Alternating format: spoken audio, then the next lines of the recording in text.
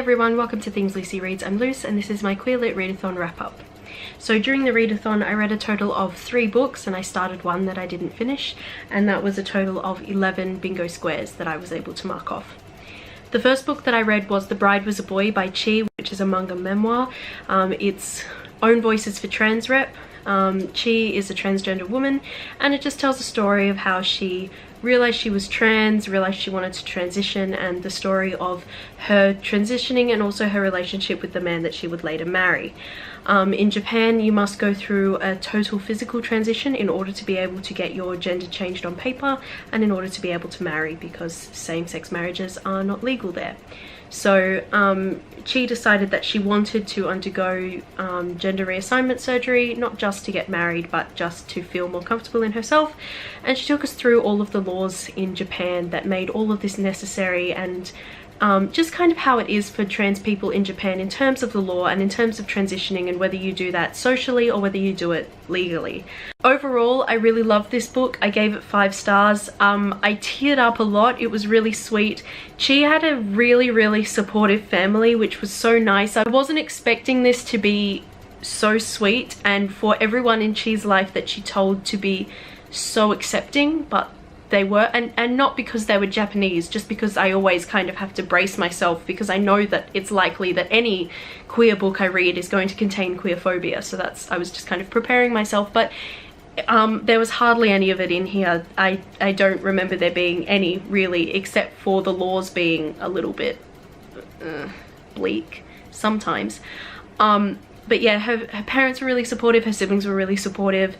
Her boyfriend, when he found out that she was a trans woman, was just like, well, this is you and I love you. It was just so beautiful, and it was just, yeah, really nice, and I would recommend it to anyone. And do not be afraid, because it is not a hard or painful or confronting read at all. I didn't find it to be those things, at least. Your mileage may vary, but yeah, it was really nice and I absolutely loved it.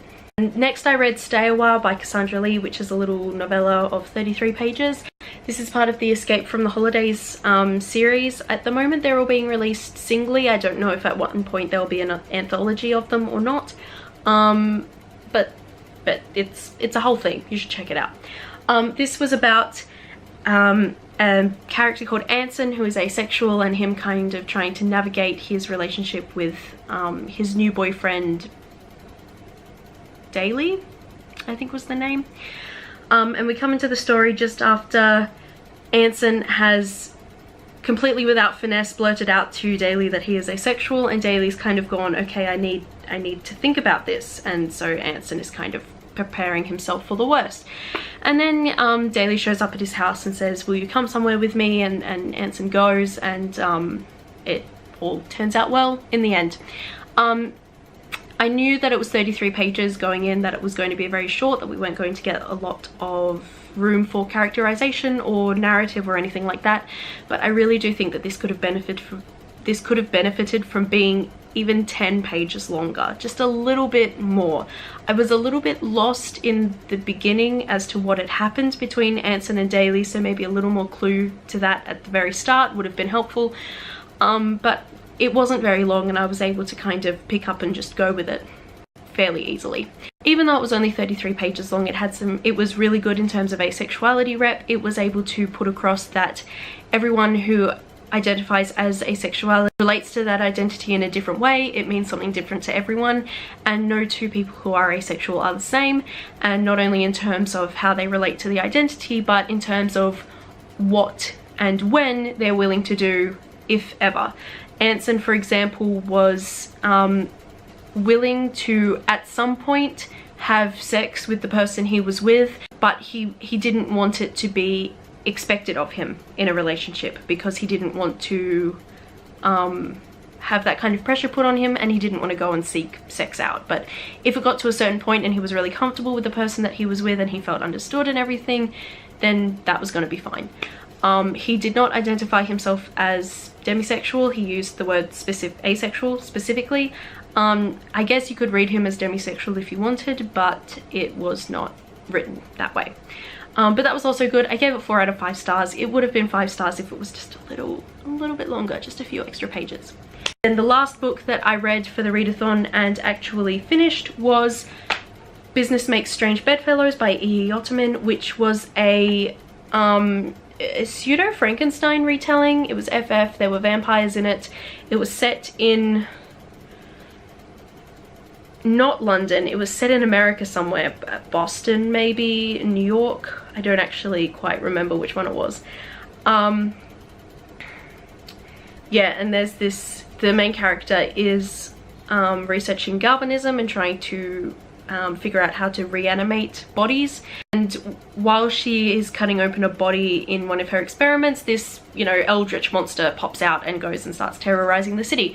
And so in order to defeat that, she enlists the help of someone called Vi DeLuca, who is quite mysterious and alluring, and in return for her help, Vi's price is 1 night of sex and also something else with the main character, whose name, Gertrude? I think it's Gertrude. I was going to say whose name escapes me, but I think her name is Gertrude. Yeah, so Gertrude accepts these terms and they go and track down the monster and fight it, and other things happen within the plot as well. It wasn't originally on my TBR, I added it later because I had accidentally marked off the historical fiction square without having actually read anything that was historical fiction. So then it was a mad scramble to go through all of my like Kindle ebooks to find one that was queer and also historical fiction, and it was harder than you would think it would be. I mean, I have a few, but they were all like over 150 pages, which I didn't want to do because I was already strapped for time. But yeah, I read it. It was really good. I gave it 4 stars.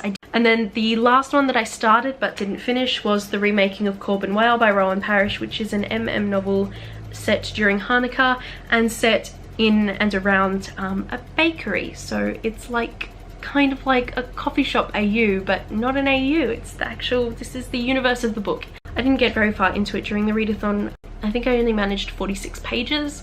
So in total that was 3 books completed and 11 bingo squares marked off, and I actually made bingo 3 times. So we've got down here and across here and across here. And in terms of pages, it was, I can't do this maths off the top of my head, please excuse me. Would you believe me if I told you I did 3-unit maths in high school? It was a total of 335 pages, including the 46 that I read of the remaking of Awhile. So, all in all, it was not a bad effort. I didn't have a very large TBR to begin with. Literally, in my TBR video, I was like, here we go, this is my whole TBR, and I read that. So, it was a success. Good job, me. That's all I have for you for this video. I hope you enjoyed it. If you read any of these books, please tell me what you thought, or if you did this readathon, tell me how you went with it, or just link me to your wrap-up video or your reading vlog. Either one will do, and I will be happy to watch. Thank you again for watching, and I will see you in my next video. Bye, everyone.